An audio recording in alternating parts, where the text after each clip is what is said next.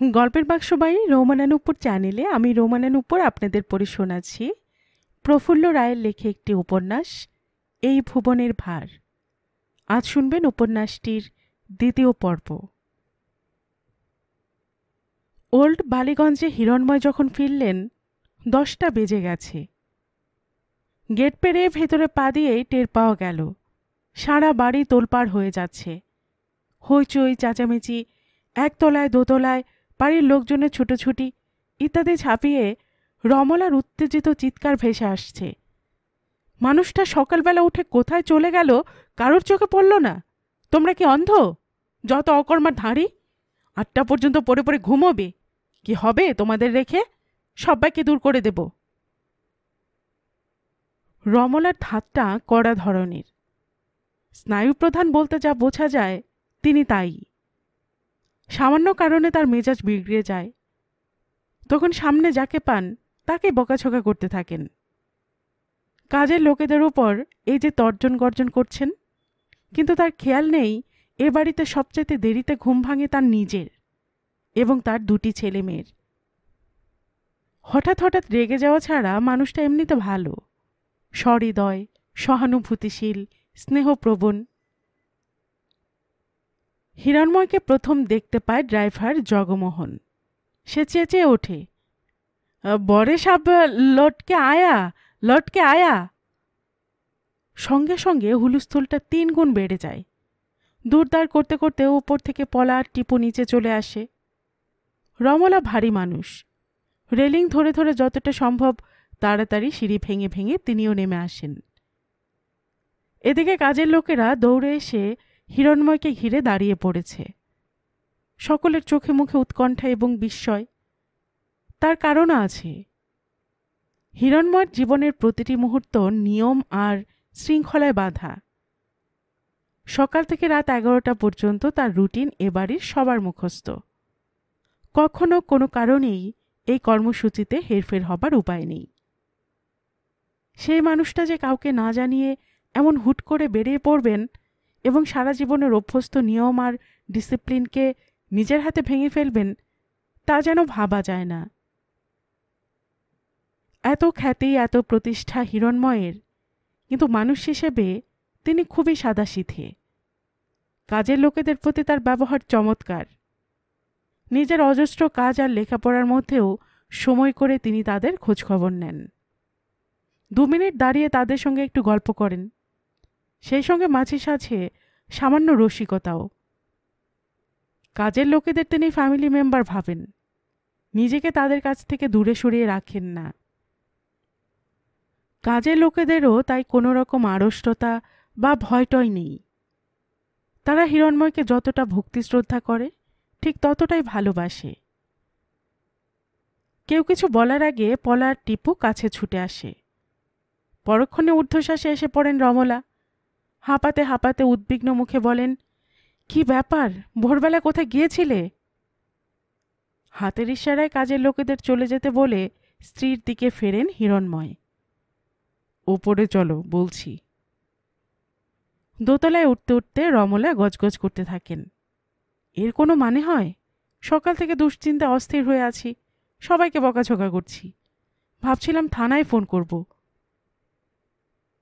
রমলার দুর্ভাবনার যথেষ্ট কারণ আছে। হিরণময় বলেন, থানায় খবর দেবার কথা ভাবলে কি করে? আমি কি ছেলে মানুষ যে হারিয়ে যাব? সারা জীবন যে কখনো অনিয়ম করেনি, এরকম একটা কাণ্ড করলে মানুষ নার্ভাস হয়ে পড়ে না? দোতলায় নিজেদের বেডরুমে স্বামীকে নিয়ে আসেন রমলা। টিপু আর পলাও তাদের সঙ্গে আসে। রমলা বলেন, এবার বলো, ভোরবেলা কোথায় বেরিয়েছিলে? বিজলি বা মল্লির নাম রমলাদের সামনে মুখে আনা চলবে না। অনেক বছর আগে যে 2টি মানুষ তার জীবন থেকে নিশ্চিহ্ন হয়ে গিয়েছিল, তাদের খোঁজে চেতলা আর কালীঘাটে অতি মূল্যবান 4টি ঘণ্টা যে কাটিয়ে এলেন, তা জানাজানি হলে প্রতিক্রিয়া কি হবে সেটা হিরণময়ের অজানা নয়। স্ত্রী এবং ছেলে মেয়েকে এতটা সময় বাইরে কাটিয়ে আসার কৈফিয়ত কিভাবে দেবেন তার একটা খসড়া মনে মনে ঠিকই করে এসেছেন। তার মুখ চোখ দেখে বা কথা শুনে ঘুণাক্ষরেও যাতে রমলারা কিছু ধরতে না পারেন সেজন্য তার স্নায়ুগুলো টান টান হয়ে আছে। হিরণময় বলেন, ভোরবেলা উঠে হঠাৎ মনে হলো অনেকদিন তো কলকাতায় ছিলাম না, যাই খানিকটা হেঁটে আসি। তোমরা ঘুমোচ্ছিলে তাই আর ডাকিনি। আমরা না হয় ঘুমিয়েছিলাম, সীতাকে বলে যেতে পারতে, সে তো তোমাকে মর্নিং টি দিয়েছিল। হ্যাঁ, ওটা ভুল হয়ে গেছে। রমলা বলেন, তোমার তো কোনো কালে মর্নিং ওয়াকের বাতিক ছিল না। সে যাক, 4 ঘন্টা ধরে হাঁটলে। হিরণময় বলেন, হ্যাঁ, সোজা লেকে চলে গিয়েছিলাম। হাঁটতে হাঁটতে একেবারে টালিগঞ্জ রেল ব্রিজের কাছে। ভীষণ ভালো লাগছিল, তবে একসঙ্গে এতটা হাঁটার অভ্যেস তো নেই, টায়ার্ড হয়ে পড়েছিলাম। ফেরার পথে লেকের ধারে গাছতলায় বসে অনেকক্ষণ রেস্ট নিলাম, তাই লেট হয়ে গেল। একটু থেমে আবার শুরু করেন, জানো রমলা, অল্প বয়সে লেকে খুব ঘুরতাম।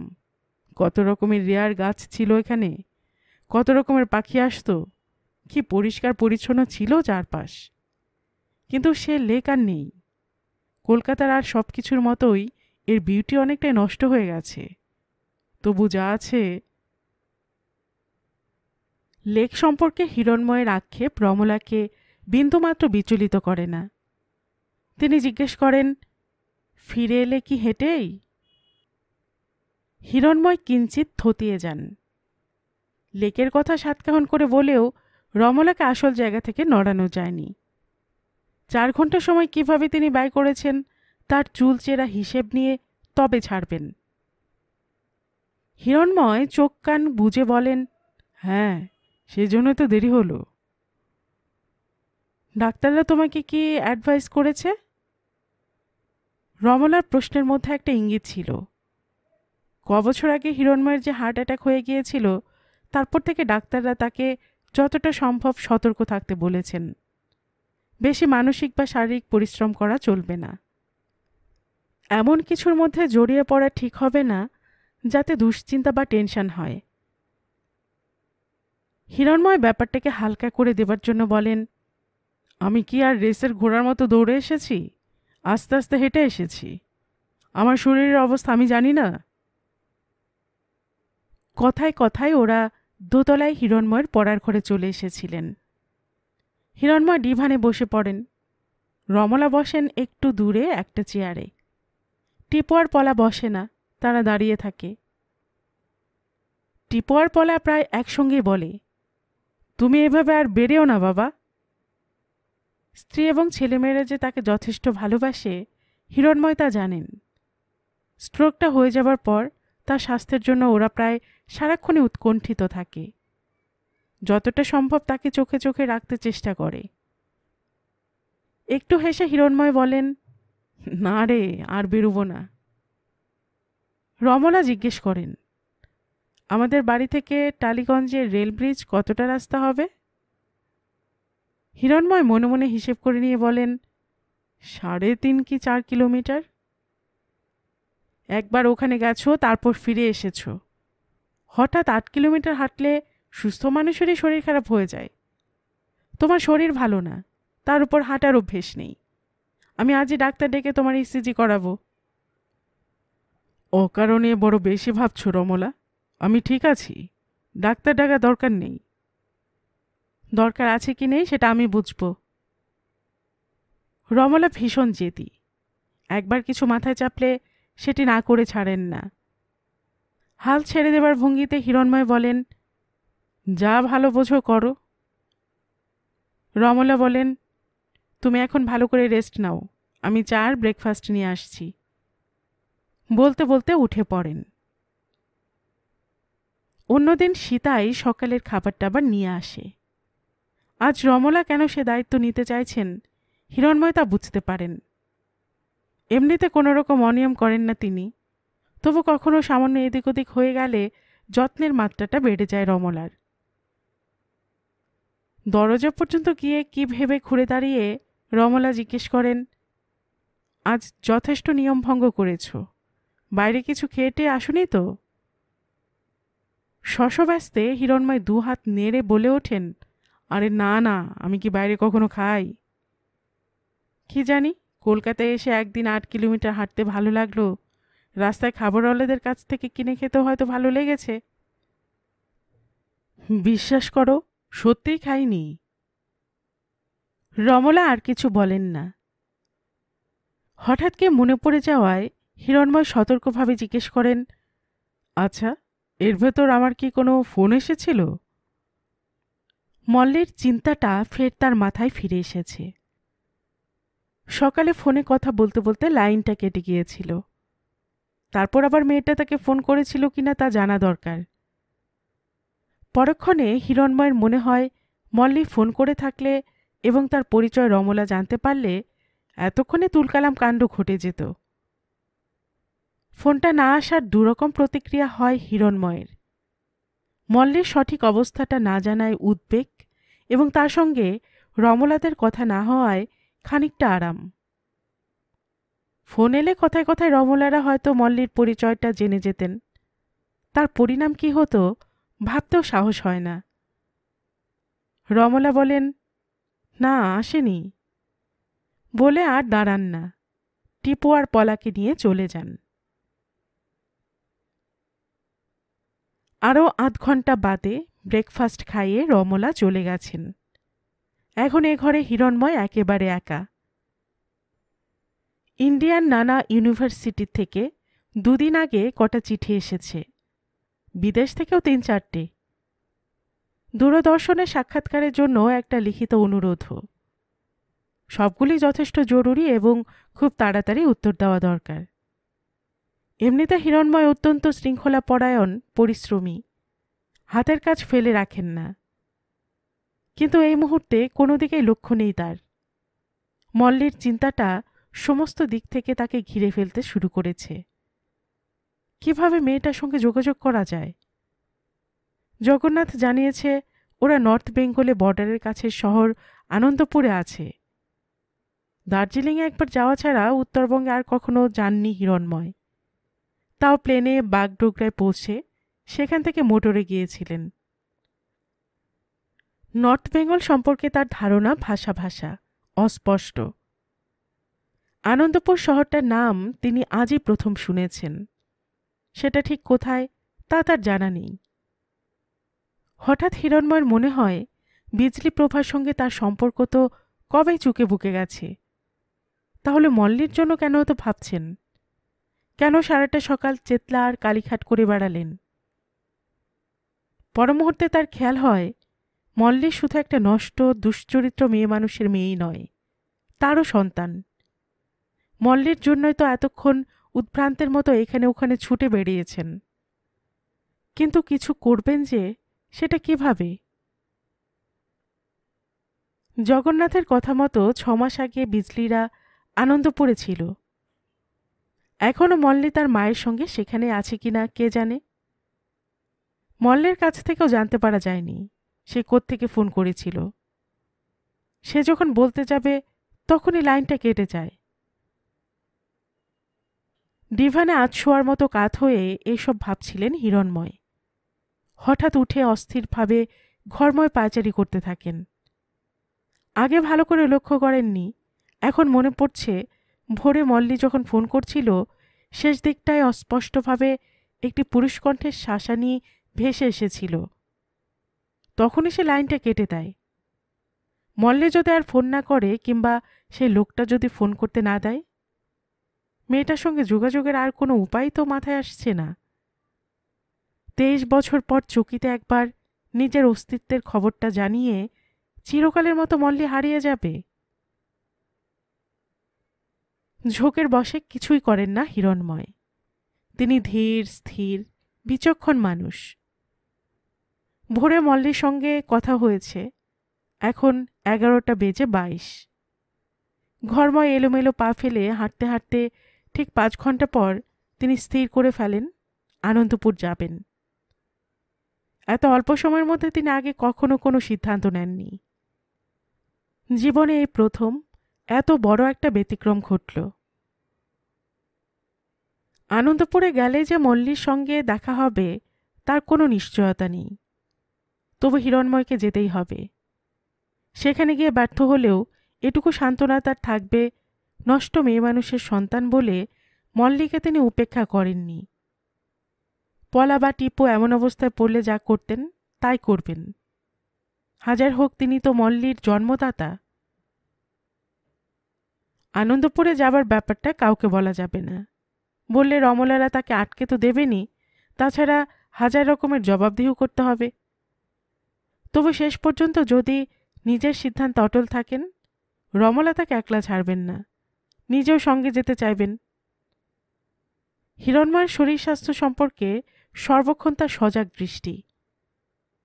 আজ সকালে যেমন কাউকে না জানিয়ে নিঃশব্দে বেরিয়ে পড়েছিলেন, ঠিক সেইভাবেই তাকে আনন্দপুরে যেতে হবে।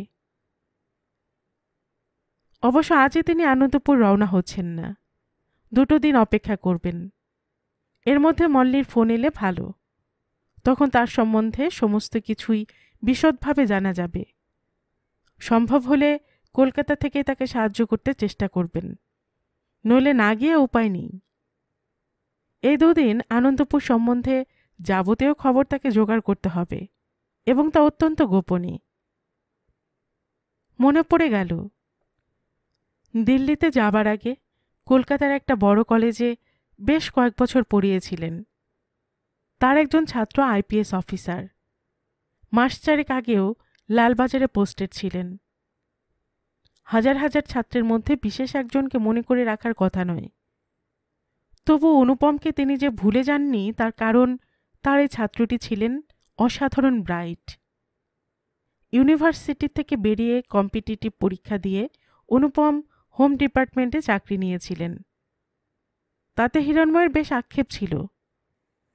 মুখে না বললেও তিনি চেয়েছিলেন রিসার্চ টিচার্স করে অনুপমের মতো ছাত্ররা এডুকেশন ডিপার্টমেন্টে আসুন, তাতে পরের জেনারেশনের ছাত্রছাত্রীদের উপকার হবে। অনুপমকে মনে রাখার আরও একটা কারণ আছে। বেশিরভাগ ছাত্রছাত্রী কলেজ বা ইউনিভার্সিটি থেকে বেরোবার পর সম্পর্ক রাখে না, বিশেষ করে যারা এডুকেশন ছাড়া অন্য সার্ভিস বা প্রফেশনে চলে যায়। কিন্তু পুলিশে ঢুকলেও বরাবর অনুপম হিরণময়ের সঙ্গে যোগাযোগ রেখে গেছেন। মাঝে মাঝে তাকে দিল্লিতে যেতে হয়, তখন হিরণময়ের সঙ্গে দেখা করতেন। অনুপম দিল্লি গেছেন অথচ তার বাড়িতে লাঞ্চ বা ডিনার খেয়ে আসেননি, এমন ঘটনা কখনো ঘটেনি। কলকাতা থেকেও 2-1 মাস পর ফোন করে তার খোঁজখবর নিতেন। অনুপমের শেষ ফোন পেয়েছিলেন মাস 4 আগে। লালবাজারের টেলিফোন নম্বরটা হিরণময়ের মুখস্থ। সেখানে ফোন করে অনুপমের কাছ থেকে আনন্দপুর সম্পর্কে নিশ্চয় জানা যেতে পারে। শহর যখন, নিশ্চয় সেখানে থানা টানা আছে, আর থানা তো হোম ডিপার্টমেন্টেরই অধীনে। অনুপম চাইলে সেখানকার থানায় যোগাযোগ করে 1 ঘন্টার ভেতর মল্লিদের খবর, যদি ওরা ওখানে থাকে, বার করে নিতে পারবেন। অবশ্য মল্লিদের কথা তিনি অনুপমকে ঘুণাক্ষরেও জানাবেন না, শুধু আনন্দপুর শহরটা সম্পর্কে জানতে চাইবেন। জায়গাটা কেমন, সেখানে কিভাবে যেতে হয়, হোটেল টোটেল আছে কিনা ইত্যাদি। কিন্তু ডায়াল করতে গিয়ে থমকে যান হিরণময়। আনন্দপুর সম্পর্কে তার কেন এত কৌতূহল, নিশ্চয় তা জানতে চাইবেন অনুপম। বেড়াতে যাচ্ছি বলে পার পাওয়া যাবে না। পশ্চিম বাংলায় এত ভালো ভালো জায়গা থাকতে আনন্দপুরের মতো তুচ্ছ শহরে বেড়াতে যাওয়াটা বিস্ময়কর নয় কি? পুলিশের জেরাটা একটু অন্য ধাঁচের। 1000 ঘন্টা কৈফিয়ত দিতে হবে অনুপমকে। কোনো কথার মার প্যাচে বিজলি আর মল্লির ব্যাপারটা বেরিয়ে পড়বে, কে জানে। রমলার সঙ্গে অনুপমের ভালোই আলাপ আছে। রমলা তাকে যথেষ্ট স্নেহ করেন। অনুপমকে তিনি যা বলবেন স্ত্রীর কানে সেটা পৌঁছতে বেশিক্ষণ সময় লাগবে না। অবশ্য অনুপমকে অনুরোধ করা যেতে পারে তাদের মধ্যে যে কথা হবে সেটা যেন গোপন থাকে, কিন্তু তাতে অন্য কিছু ভাবতে পারেন অনুপম। নিজের অস্বস্তিকর অতীত নিয়ে প্রাক্তন ছাত্রের সঙ্গে আলোচনা করাটা আদৌ বাঞ্ছনীয় নয়। ফোনটা নামিয়ে রেখে হিরণময় ঘরের ভেতর হাঁটতে হাঁটতে ভাবতে থাকেন অন্য কোনোভাবে আনন্দপুরের সন্ধান পাওয়া যায় কিনা। আনন্দপুর যখন শহর, কাছাকাছি রেল স্টেশন থাকার সম্ভাবনা।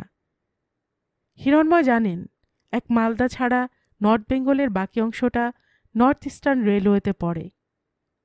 কলকাতায় সাউথ ইস্টার্ন আর ইস্টার্ন রেলওয়ের হেডকোয়ার্টার। এখানকার এনকোয়ারিতে একবার ফোন করে দেখলে হয়।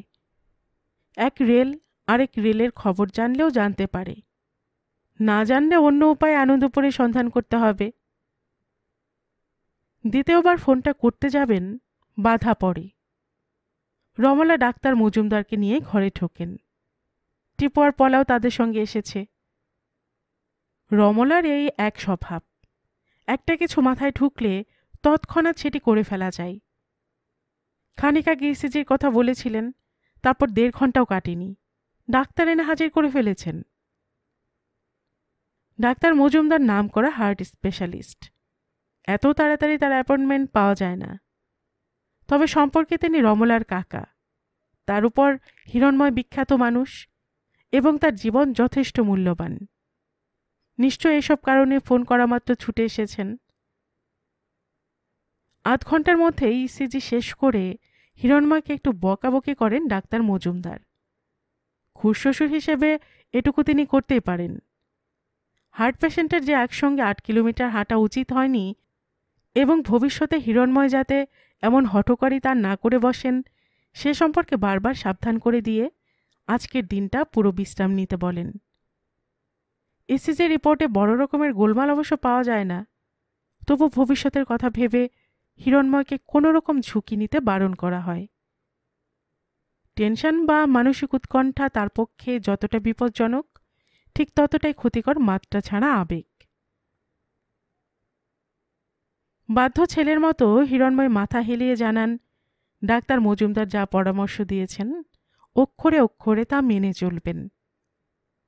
কিন্তু রমলার সঙ্গে তার ছেলে মেয়ে এবং ডাক্তার কাকাটি বেরিয়ে যাওয়া মাত্র টেলিফোন ডাইরেক্টরি থেকে রেলওয়ে এনকোয়ারির নাম্বার বার করে ডায়াল করতে থাকেন। একবারে লাইন পাওয়া যায়। ওধার থেকে এক মহিলার গলা ভেসে আসে, good day, this is railway enquiry. Hiranmoy বলেন, গুড ডে, একটা ইনফরমেশন চাইছি। বলুন। হিরণময় জানতে চান তিনি নর্থ বেঙ্গলের আনন্দপুর যাবেন, সেখানকার ট্রেন কখন কোন স্টেশন থেকে ছাড়ে, পৌঁছতে কতক্ষণ লাগে, 2-1 দিনের ভেতর সেখানকার রিজার্ভেশন পাওয়া যাবে কিনা ইত্যাদি। মহিলা বলেন, 1 মিনিট প্লিজ। খানিকক্ষণ চুপচাপ, তারপর ফের তার গলা শোনা যায়, সরি স্যার, আনন্দপুর নামে একটা শহর নর্থ বেঙ্গলে আছে ঠিকই, তবে সেখানে ট্রেন যায় না। হিরণময় খানিকটা দমে যান, জিজ্ঞেস করেন, কিভাবে সেখানে যাওয়া যায় বলতে পারেন? বেশিরভাগ সময় দেখা যায় এ জাতীয় প্রশ্ন করলে এনকোয়ারির লোকেরা জানি না বলে লাইন কেটে দেয়। কিন্তু মহিলা সত্যিই ভালো, অনেক রকম খবরও রাখেন, এবং সবচেয়ে যেটা বড় ব্যাপার তা হল যাত্রীদের আন্তরিকভাবে সাহায্য করতে চান। তিনি বলেন, শুনেছি এসপ্ল্যানেডের বাস টার্মিনাস থেকে গভর্নমেন্টের লাক্সারি বাস আনন্দপুর যায়। একটা প্রাইভেট কোম্পানি ওই রুটে বাস চালায়, ওখানে খোঁজ করতে পারেন। আচ্ছা, নমস্কার। আস্তে আস্তে ফোনটা নামিয়ে রাখেন হিরণময়। দীর্ঘকাল পর কলকাতায় এসেছেন। এই শহরে তাকে আগন্তুকই বলা যায়। এসপ্ল্যানেডের কোথায় বাস টার্মিনাস তিনি জানেন না। শুধু কলকাতা কেন, যে দিল্লিতে এতকাল কাটিয়ে এসেছেন সেখানকার বাস টার্মিনাস সম্পর্কেও তার ধারণা নেই। আসলে বাসে ওঠার তার প্রয়োজন হয় না। দূরে কোথাও যেতে হলে হয় ট্রেন, নইলে প্লেন। শহরে ঘোরাঘুরির জন্য নিজস্ব কার তো আছেই। এখন সমস্যা হলো, এসপ্ল্যানেডে গিয়ে আনন্দপুরের টিকিট কাটবেন কী করে? রমলারা তার উপর কড়া নজর রেখেছেন। বাড়িশুদ্ধ লোকের এত জোড়া চোখে ধুলো ছিটিয়ে বেরোনো মুশকিল। আবার উঠে পড়েন হিরণময়। ঘরময় অস্থির পায়ে ঘুরতে ঘুরতে একসময় তার মনে পড়ে যায়, কাল ক্যালকাটা ইউনিভার্সিটিতে একবার যেতে হবে। ভাইস চ্যান্সেলর তার অনেক দিনের বন্ধু। তারা বিশ্ববিদ্যালয়ে আরও কয়েকটি বিষয় পড়ানোর জন্য ডিপার্টমেন্ট খুলতে চান। ইউনিভার্সিটি গ্র্যান্টস কমিশন নীতিগতভাবে এ ব্যাপারে টাকা দিতেও রাজি হয়েছে। এখন গোটা পরিকল্পনার একটা বিশদ রিপোর্ট তৈরির তোড়জোড় চলছে। এ বিষয়ে হিরণময়ের মতো একজন বিখ্যাত অভিজ্ঞ মানুষের পরামর্শ তারা চান। আসলে গ্রান্টস কমিশনে এমন কিছু মেম্বার আছেন যারা দিল্লি ইউনিভার্সিটিতে হিরণময়ের কলিগ ছিলেন। বাকি কজনকেও তিনি ভালোই চেনেন। এদের সঙ্গে তার সম্পর্ক পারস্পরিক শ্রদ্ধা এবং প্রীতির। হিরণময়কে যদি কলকাতা বিশ্ববিদ্যালয়ের প্রজেক্টরের সঙ্গে কোনোভাবে যুক্ত করা যায়, গ্রান্ট পেতে সুবিধা হবে। পরামর্শটা তার ওল্ড বালিগঞ্জের বাড়িতে গিয়েও নেওয়া যেত, কিন্তু প্রজেক্ট রিপোর্টের কাজটা করছেন কয়েকজন এক্সপার্ট। কারোর কাজ আধা আধি হয়েছে, কারোর সিকিভাগ, আবার কেউ সবে শুরু করেছেন। এই অবস্থায় পেপারগুলো নিয়ে যাওয়ার অসুবিধা আছে। হিরণময়ের সঙ্গে কথা বলে এর অনেক কিছুই হয়তো বদলাতে হবে। প্রচুর লটবহর আর এত সব এক্সপার্টকে ওল্ড বালিগঞ্জে টেনে নিয়ে গেলে হিরণময়কে বিব্রত করা হবে। কেননা তিনি সবে কলকাতায় এসেছেন, এখনও ঠিকমতো গুছিয়ে বসতে পারেননি। তার চেয়ে হিরণময় ইউনিভার্সিটিতে এলে সব দিক থেকে ভালো। ভাইস চ্যান্সেলর নিজে বাড়ি গিয়ে তাকে আমন্ত্রণ জানিয়ে এসেছেন। হিরণময় সাগ্রহে যেতেও রাজি হয়েছেন। তার কারণ অনেক। প্রজেক্টের ব্যাপারটা তো আছেই, তাছাড়া এই বিশ্ববিদ্যালয়েরই ছাত্র তিনি। দিল্লিতে থাকতে এর সম্বন্ধে কাগজে নানা খবর চোখে পড়ত। অনেকের মুখে শুনেছেন ক্যালকাটা ইউনিভার্সিটি নাকি আন্দোলনের বিরাট সেন্টার হয়ে উঠেছে। এখানে পড়াশোনার পরিবেশ আর নেই। দীর্ঘকাল বাদে তার প্রিয় পুরনো ইনস্টিটিউশন কোথায় এসে দাঁড়িয়েছে তা দেখারও খুব ইচ্ছে হয়েছিল। খুব সম্ভব এক ধরনের নস্টালজিয়া তাকে যেন তাড়া করতে শুরু করেছিল। হিরণময় জানেন, বড় বড় থামওয়ালা পুরনো মর্যাদা সম্পন্ন সেই সেনেট হল আর নেই। তার জায়গায় বাক্স প্যাটার্নের বৈশিষ্ট্যহীন খাড়া হাইরাইজ উঠেছে। তবে আশুতোষ বিল্ডিং আছে, দাঁড়ভাঙা বিল্ডিং আছে, আছে কলেজ স্কোয়ার, কফি হাউস, পুরনো বইয়ের দোকান, পাবলিশার পাড়া। তাছাড়া যারা একসময় তার সঙ্গে পড়তেন তাদের কেউ কেউ এখন বিশ্ববিদ্যালয়ের টিচার। ইউনিভার্সিটিতে গেলে ওদের সঙ্গেও দেখা হয়ে যাবে, সেটা উপরি পাওনা। ভাইস চ্যান্সেলর জানিয়েছেন কাল 3টায় গাড়ি পাঠিয়ে দেবেন, বাড়ি পৌঁছে দেবার দায়িত্বও তার। হিরণময় ঠিক করে ফেলেন যেভাবেই হোক ইউনিভার্সিটিতে যাবার সুযোগটা কাজে লাগাতে হবে। রমলা নিজে না হলেও টিপু বা পলা কাউকে সঙ্গে পাঠাতে চাইবেন, কিন্তু কিছু একটা অছিলা খাড়া করে তিনি ওদের বাদ দিয়ে চলে যাবেন। পরদিন কাটায় কাটায় 3টায় গাড়ি আসে। হিরণময়কে নিয়ে যাবার জন্য ভাইস চ্যান্সেলর একজন লেকচারারকে পাঠিয়েছেন। তার মতো এত বড় মাপের বিখ্যাত একজন মানুষকে নেবার জন্য সিনিয়র কাউকে পাঠানোর কথা। তরুণ লেকচারারটি জানালেন তিনি নাকি উপাচার্যের কাছে একরকম কাকুতি মিনতি করে হিরণময়কে নিয়ে যাবার এবং বাড়িতে পৌঁছে দেবার সুযোগটুকু আদায় করেছেন। উপাচার্য তাকে যথেষ্ট স্নেহ করেন, একটু খুঁতখুত করলেও শেষ পর্যন্ত রাজি হয়েছেন। লেকচারারটির বক্তব্য হল, হিরণময়ের মতো মানুষের সান্নিধ্যে আসতে পারা বিশাল সৌভাগ্যের ব্যাপার। অ্যাপয়েন্টমেন্ট করে বাড়িতে এলে 2-5 মিনিটের বেশি কথা বলার তো সুযোগ মিলবে না, কেননা হিরণময় বিরাট ব্যস্ত মানুষ। তার সময় অত্যন্ত মূল্যবান, সেটা কারোর পক্ষে কোনো কারণেই নষ্ট করা ঠিক নয়, তাতে দেশেরই ক্ষতি। ইউনিভার্সিটিতে আসা যাওয়ার পথে যে ঘণ্টা দেড়েক হিরণময়কে কাছে পাওয়া যাবে, তরুণ লেকচারারটির জীবনে তা স্মরণীয় হয়ে থাকবে। তার বেশ রসিকতা বোধ আছে। বলেন, যদি আজ বড় রকমের ট্রাফিক জ্যাম হয় একটু বিরক্ত হব না, ভাববো এটা গিফট অফ ফরচুন। একটু অবাক হয়ে হিরণময় জিজ্ঞেস করেন, কেন? তাহলে স্যার আরও অনেকটা সময় আপনার সঙ্গে থাকতে পারবো। মৃদু হেসে লেকচারারটিকে তার পড়ার ঘরে বসিয়ে পোশাক বদলাবার জন্য বেডরুমে চলে আসেন হিরণময়। রমলা সেখানেই ছিলেন। স্বামীর জন্য লন্ড্রি থেকে আনা ধবধবে ট্রাউজার, শার্ট ইত্যাদি বার করে অপেক্ষা করছিলেন। বলেন, আমি তোমার সঙ্গে যাব। ঠিক এটাই ভেবেছিলেন হিরণময়। শার্ট টাট নিয়ে ঘরের কোণে কাঠের কারুকাজ করা কাঠের নিচু পার্টিশনের আড়ালে চলে যান। ওখানে তারা পোশাক পাল্টান। হিরণময় বলেন, না না, তোমাকে যেতে হবে না, I am perfectly all right. তাছাড়া ওখানে আমরা কাজের কথা বলবো, তুমি গেলে সবার অস্বস্তি হবে। রমলা বলেন, তোমরা যেখানে আলোচনা করবে সেখানে ঢুকবো না। ক্যালকাটা ইউনিভার্সিটি তো আমি দেখিনি, এই অপরচুনিটিতে দেখা হয়ে যাবে।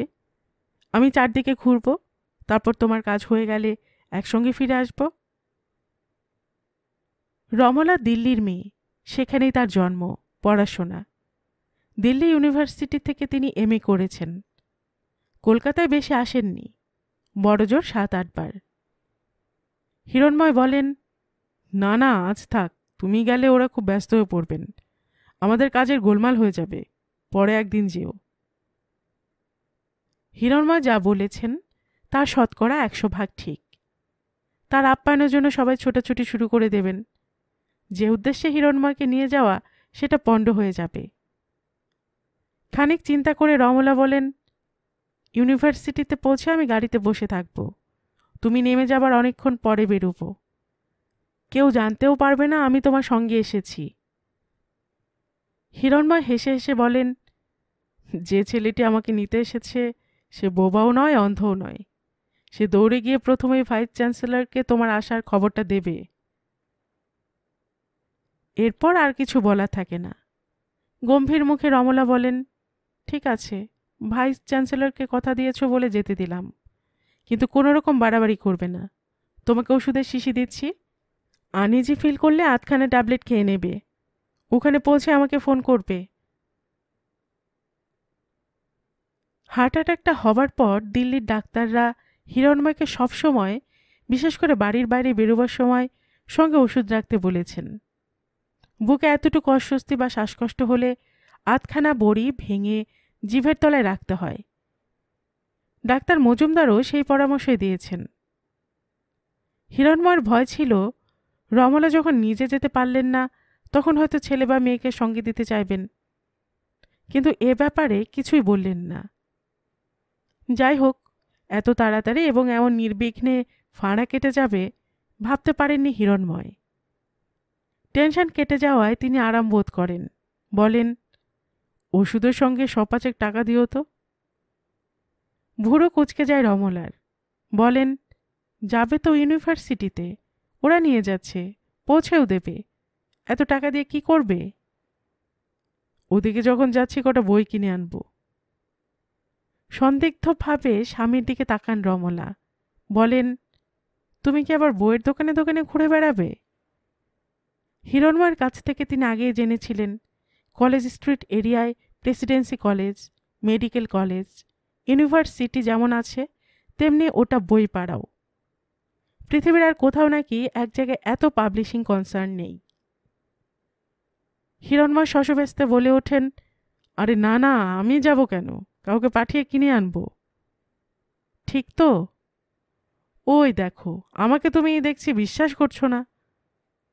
কাল যা কাণ্ড করে এলে তাতে তোমাকে আর বিশ্বাস নেই।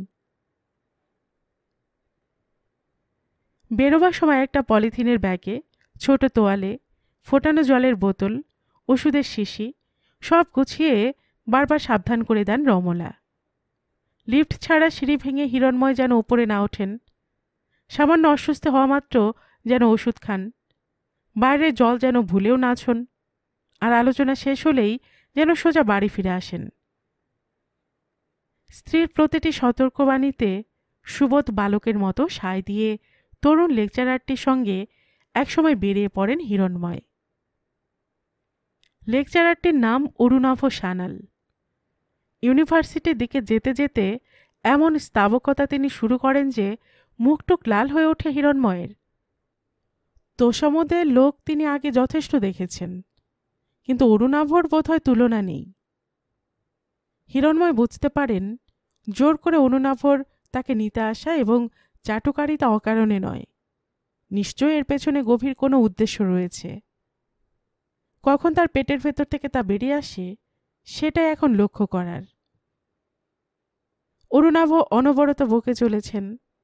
জানালার বাইরে তাকিয়ে নিজেকে অন্যমনস্ক রাখতে চেষ্টা করেন হিরণময়। এটুকুই বাঁচোয়া।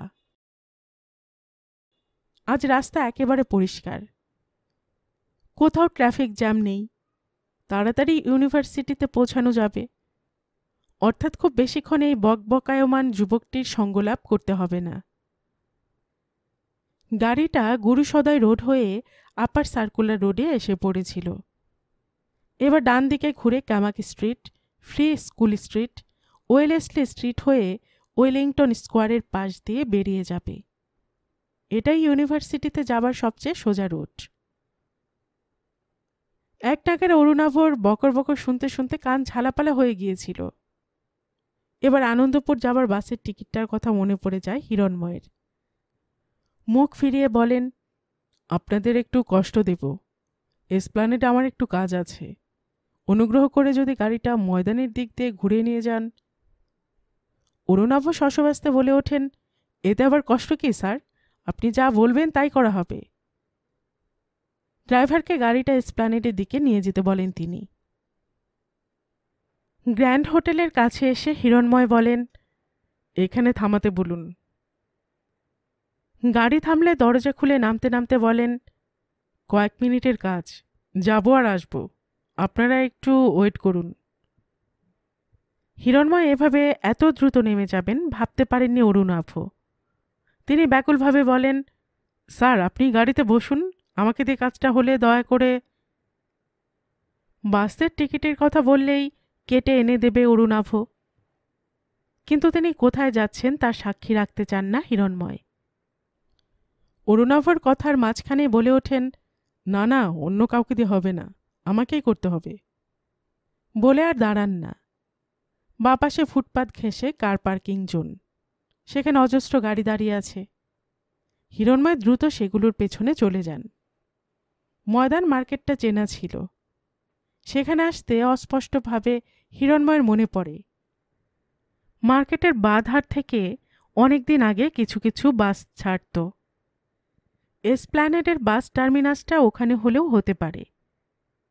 তার ধারণাটা যে সঠিক দু একজনকে জিজ্ঞেস করতে পরিষ্কার হয়ে গেল। টার্মিনাসে এসে পুরনো স্মৃতির সঙ্গে জায়গাটাকে মিলিয়ে নেবার চেষ্টা করলেন হিরণময়।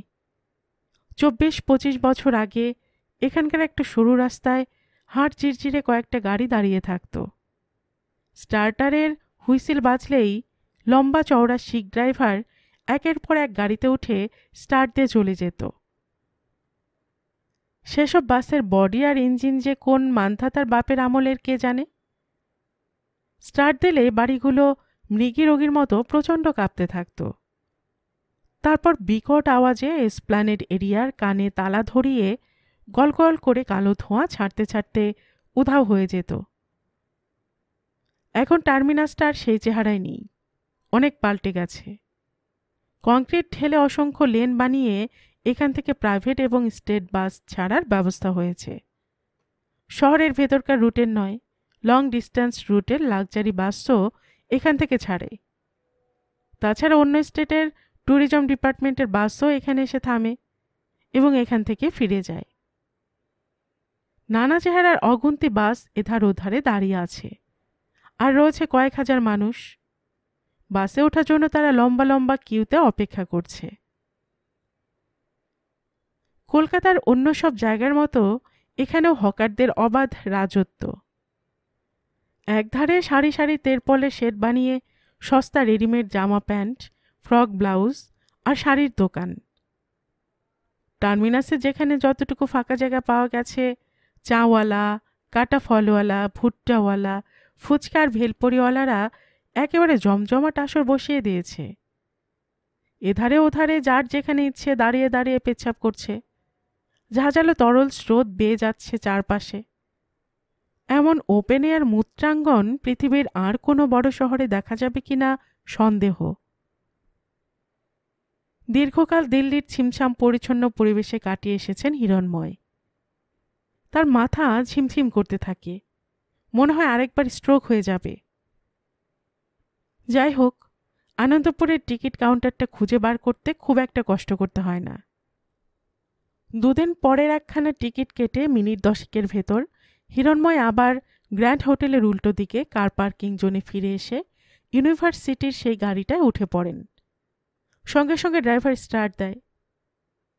অরুণাভ উদ্গ্রীব হয়েছিলেন।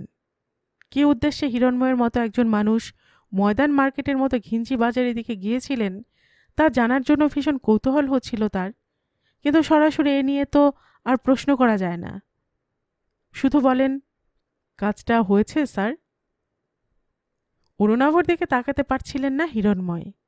তাকালে যেন ধরা পড়ে যাবেন। সেই ভয়ে জানালার বাইরে মুখ ফিরিয়ে আবছা গলায় বলেন, হ্যাঁ। অরুণাভর হয়তো ধারণা ছিল এসপ্ল্যানেডে কী কারণে নেমেছিলেন সেটা জানাবেন হিরণময়, কিন্তু তার কাছ থেকে এত সংক্ষিপ্ত উত্তর পেয়ে আর কিছু জিজ্ঞেস করতে সাহস হয় না। গাড়ি ধর্মতলা স্ট্রিট পার হয়ে স্টেটসম্যান অফিস ডান পাশে রেখে চিত্তরঞ্জন অ্যাভিনিউ ধরে সোজা এগিয়ে যায়। হিরণময় ভাবছিলেন, আনন্দপুর যাওয়ার ব্যাপারে প্রথম কাজ অর্থাৎ টিকিট কাটা হয়ে গেছে, এখনও অনেক কিছু বাকি। এক জামা প্যান্টে সেখানে যাওয়া যায় না, সুটকেস দরকার, 2-4 সেট পোশাক, ওষুধ, শেভিং বক্স ইত্যাদি টুকিটাকি জিনিস সেই সুটকেসে গুছিয়ে নিতে হবে। তাছাড়া যেটা সবচেয়ে জরুরি তা হলো নগদ কিছু টাকা। বাড়ির সবাই তার উপর সর্বক্ষণ নজর রাখছে। তাদের চোখের সামনে দিয়ে সুটকেস নিয়ে বেরোনো অসম্ভব। কিভাবে কোন কৌশলে বেরোবেন সেটা ভাবতে হবে। অবশ্য তার জন্য পুরো 2 দিন হাতে আছে। পাশ থেকে অরুণাভ খুব আস্তে ডাকেন, স্যার। মুখ ফিরিয়ে হিরণময় বলেন, কিছু বলবেন? হ্যাঁ স্যার। হিরণময় তাকিয়ে থাকেন। অরুণাভ বলেন, আপনার একটু ফেভার চাই স্যার। শুনেছি অনেককে জীবনে দাঁড়াতে সাহায্য করেছেন। আপনার সামান্য একটা রিকমেন্ডেশনে আমার কাজটা হয়ে যাবে। সমস্ত জীবন আমি কৃতজ্ঞ হয়ে থাকব স্যার। বলে হাত কচলাতে থাকেন। ঠিক এইরকমই কিছু আন্দাজ করেছিলেন হিরণময়। বিনা উদ্দেশ্যে অরুণাভ ভাইস চ্যান্সেলরের হাতে পায়ে ধরে তাকে নিতে এসেছেন এটা তার কখনো মনে হয়নি। স্থির চোখে অরুণাভকে লক্ষ্য করতে করতে জিজ্ঞেস করেন, কি ধরনের সাহায্য আমার কাছে আশা করেন? হাত কচলানো চলছিলই। বিগলিত ভঙ্গিতে অরুণাভ বলেন, আমি জওহরলাল নেহরু ইউনিভার্সিটিতে পড়াবার জন্য অ্যাপ্লাই করেছি। আমি জানি আপনি দয়া করে ওখানকার অথরিটিকে যদি একটা ফোন করে দেন। অরুণাভর রেজাল্ট কেমন ছিল, তিনি কেমন পড়ান সে সম্বন্ধে বিন্দুমাত্র ধারণা নেই হিরণময়ের। এগুলো না জানলে কোনো রকম প্রতিশ্রুতি দেওয়া যে সম্ভব নয় তা বলতে গিয়ে বিদ্যুৎ চমকের মতো একটা পরিকল্পনা মাথায় এসে যায় তার। তিনি সাহায্য করতে চান এটা বুঝতে পারলে অরুণাভকে যা বলবেন তিনি তাই করবেন। আনন্দপুর যাওয়ার ব্যাপারে একে কাজে লাগানো যেতে পারে। হিরণময় বলেন, আপনার বায়োডাটার অ্যাপ্লিকেশনের ডেটটা আমাকে দেবেন, দেখি কি করা যায়। অরুণাভ কি করবেন কি বলবেন ভেবে পান না। হাত জোর করে গলে পড়তে পড়তে বলেন, নিশ্চয়ই স্যার, আমি কালই দিয়ে আসব। চিত্তরঞ্জন অ্যাভিনিউর মাঝখান বরাবর বিশাল গর্ত খুঁড়ে পাতাল রেলের কাজ চলছে। চারিদিকে স্তূপাকার লোহালক্কর, পাইলিং মেশিন, ক্রেন ইত্যাদি। দুধারে সরু লেন দিয়ে bus, mini bus, truck, private car কচ্ছপের গতিতে এগিয়ে চলছে।